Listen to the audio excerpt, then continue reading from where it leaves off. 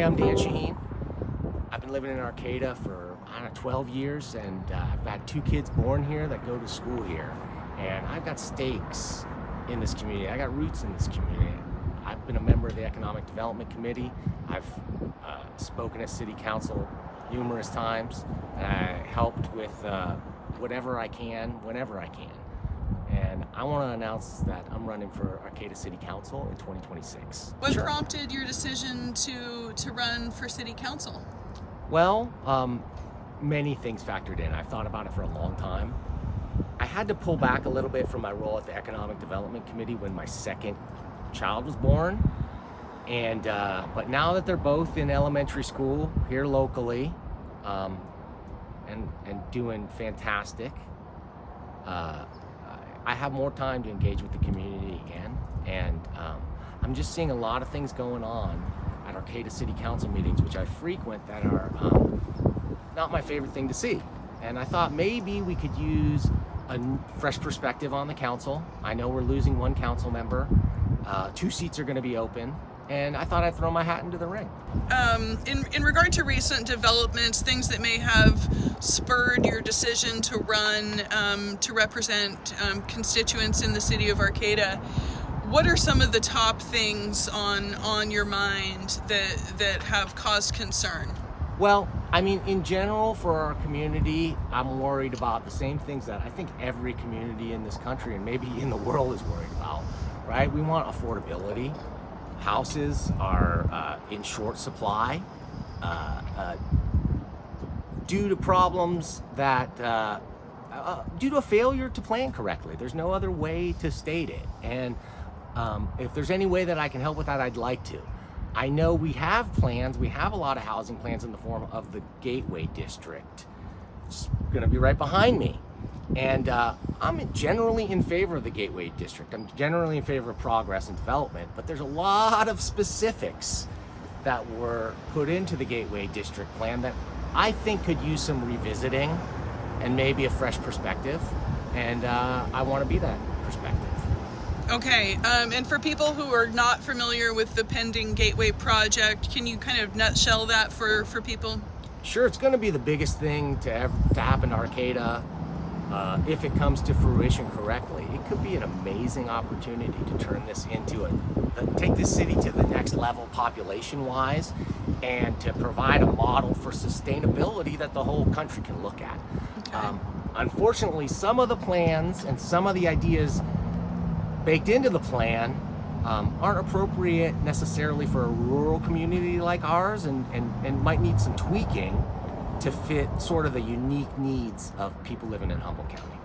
Okay, so in regard to some of the other hiccups that the City Council has faced over the last several months, there have been protests related to various topics, right, that have kind of made business as usual very difficult for City Council members. Can you speak to that? Sure. There's been a lot of concern, not just in our City Council, but in City Councils around the country. People are really concerned about U.S. tax money funding endless death and killing overseas. Mm-hmm. Whether it's in the form of war or military aid. It's something that I think most Humboldt County residents are not in favor of. So there's been a lot of people coming out to advocate for things related to Palestine. All right, I'm a Palestinian American. Mm-hmm. All right, I was born in this country, and I'm going to die in this country. So I come out to speak about and advocate for Palestinian issues from my family's perspective as having 500 years of history in the West Bank, and trying to advocate for civil discourse. Before I got involved, we had some really crazy city council meetings, and I didn't attend, and I heard about it, and I watched, and people were going bananas. And I thought, there's got to be a better way. You don't need to call someone a baby killer to speak the truth about what's going on. And on the other hand, there are people coming out of the woodwork to say the most pernicious and hateful things about Palestinian people in general, and those that support us in general as well, right? Calling Palestinian a blanket term for terrorist? You're calling my kids terrorists when you say that. And when you say that anyone who is a Palestinian protester is also a terrorist, you're not doing anybody any good. You're not doing your own side any good, and you're certainly not helping this community come together, right? I believe people have the right to say what they want to say. If they want to come out to a city council meeting and say blatantly racist things, that is their right. However, the city council has a right to respond to public comments, and they have made an explicit choice not to respond to some comments. And the ones that they're not responding to seem to be the most hateful, racist things you'd ever imagine. And the ones that they do are the ones coming out to try and respond to these things and to defend their family and their culture like me. Granted, there's people saying, being a little rude perhaps, on either side of this argument. But if you look at the sheer numbers of people coming out and peacefully advocating and compare them to the small numbers of extremely hateful people advocating for the starvation of kids and things I don't even want to repeat, that you'll understand. When I was told that it was better that I not bring my kids to City Hall so they didn't have to listen to those things because no one was going to defend them against it, that's when I kind of knew I had to run. And then when I came back and they tried to sneak in an ordinance to remove Zoom as a method of public interaction with the city council, that's when I knew I had no choice but to run. Because you can watch that meeting, you can watch my statements and the dozens of people that came out to lambast the idea floated by the city manager and city attorney and mayor. I don't have anything against these people, but they should not be putting their finger on the scale, so to speak, for particular issues. Whether it's Palestinian or not, I don't care. That shouldn't be outside of their purview. So when I see that sort of thing happening, I get concerned. Free speech is the most important thing as an American that I have to defend myself and my family. I got no other way to do it, so I'm going to use it. Yeah. In regard to that Zoom, the question of shall we Zoom or shall we not Zoom to the meeting? Because as you probably are aware, Arcata has a portion of the community that's obviously in retirement. There are a couple trailer parks. People don't necessarily have internet access like that. People have kids. People have kids. People aren't always available at 6 o'clock on a Wednesday night to come down physically to a city council meeting that may last several hours. Yes. So, you know how we could fix that? I got several ideas. I've been floating them to the city manager and the council. I think there's a bunch of ways you could do it. If you have a ton of people coming out and are concerned about one issue, I'm going to suggest that issue is probably really important. Not that it's something you want to sweep under the rug, but do we want that to take up the majority of a city council meeting session? Maybe not. But maybe that means we should form a special session. Maybe you should take 2 council members and a citizen to form a committee, gather, to talk, listen to people, understand what they have to say, synthesize that and bring it back to the council in a timely manner, then bring a vote on the issue in a timely manner and vote it up or down and move on to the next issue so we can get back to helping people right here in Arcata, which is what the Arcata City Council really is best at, and I want them to concentrate more on. Let's shift a little bit to the topic of homelessness and the idea of clearing private property, railroad tracks, etc. All in the name of progress, right? So, any thoughts about how the city could better prepare? As we literally see winter rolling in as we speak here. What do you think? I don't know. I think we're judged by how we treat those that have the least among us, and that if we're not leading with compassion first, then we're making a huge mistake. And if we think compassion means giving someone a few days notice before we kick them out of their home, then we got to redefine what compassion means. If our problem is there's a lot of garbage and there's sanitation issues there for, let's be clear, for citizens of the county, for people who live here. They live and they work here, and some of them are raising kids here. And so if the first thought is not, let's get some dumpsters and some porta potties down there right now to alleviate that, at least the sanitation issues. Or is it that we like seeing those issues left alone and exacerbated because they can be used as an excuse for why we must remove these people. And we don't have to necessarily think about a place where they're gonna go, but it ain't here. So I don't know, I have a problem with that kind of policy. There's nuances to this. Private property is private property. I respect private property and people have the right to say what's done on their property. And the city has an obligation to listen to its citizens, but a lot of citizens are coming out to advocate for these people. And these people are our neighbors and our community, just as much as my next door neighbor is. You may not love every interaction you have with them, but I don't love every interaction I have with my next door neighbor either. So let's be real and let's call it like it is. If we're just saying we don't like the look of homeless people here, so we're gonna kick them out, just say that and just do that. There's people here who would applaud you for that, and I'm sure you could get a recommendation from President Trump. I'm sure he would commend you on an approach like that. So I think, on the other hand, I think people want to be compassionate, but sometimes they're not sure how. Issues with addiction are undoubtedly wrapped up in the homelessness issue.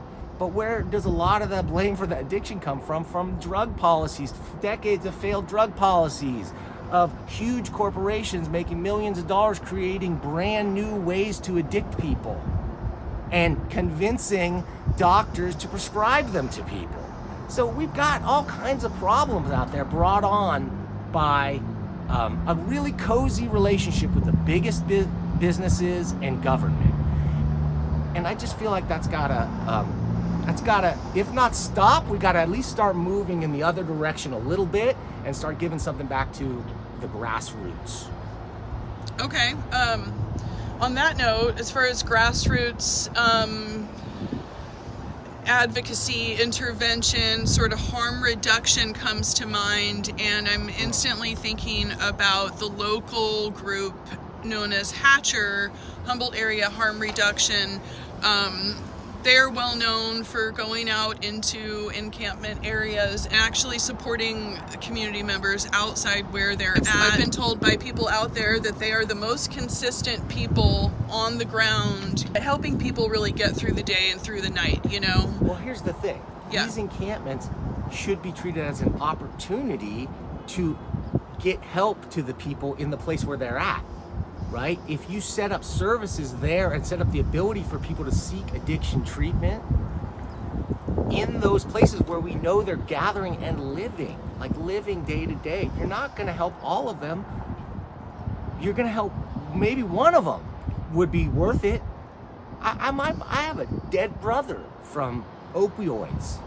Okay? And I don't know anybody in my life who has not been affected by this crisis. And if you think that somebody who's homeless and is addicted to opioids should be able to pull themselves up by their bootstraps and fix that addiction by the force of will and the grace of God, that's possible, but the odds are against it. And we need to start doing what we can to put the odds in favor of it. That's all we can do. We cannot solve these problems, but we have to craft policies that are going to put us on the right direction. Is there anything a city council member can do to sort of, facilitate more community effort? I think the city council does a pretty good job. When people come to them from these efforts and ask for a little bit of money, they usually get it. These people have hearts. And we've got people with the biggest hearts, though, are the ones like that out there working in the community to make this happen. Soups On is amazing. They prepare a lot of their food at the Humboldt Unitarian Fellowship, where I'm on the board. Okay. Yeah. And they use our professional kitchen there, and they serve a lot of food to a lot of people. To me, those are the people in this world that we need to support the most. Politicians, they want to do stuff. They try to do stuff sometimes they don't, but they're not out there actively serving like people on the front lines for the most part. They're doing their part. But people like Soup's On, people like Betty Chin, people like any of the organizations in this community that are putting their money where their mouth is. They're getting out there and they're putting food in the hands of people that are hungry. Those are people that are blessed. Okay. So this is a moment when we got to start thinking new ways. We got to start thinking of ways that we can take this corner that we've painted ourselves into and start getting out of it and starting turning the tables and getting something back instead of shoveling money into the maws of the biggest corporations on the planet. Now, I'm not one of those anti-capitalist types. What I am is I'm an anti-crony capitalism type. I'm against people making special deals with our president, offering him a little money on the side, buying a gold watch from him on TV, and being able to get their criminal cronies out of prison. Right? You're able to pay for a presidential pardon with this administration. So I've gone so far off the rails, it's ridiculous. But all of this is to say is that we need to stop saying, like, how can I make more to pay for this ever increasing burden that no one wants to help me with, and start saying, hey, how can the government start helping us? Start helping the people, and start with the people who have the least, and work your way up to the people that have the most. That's the way the economy actually works. It doesn't trickle down. It grows up from the grassroots. So when we start understanding that, when we start enacting policies in the city, in this county, in this state, and in this country, that's when we're going to be back headed in the right direction.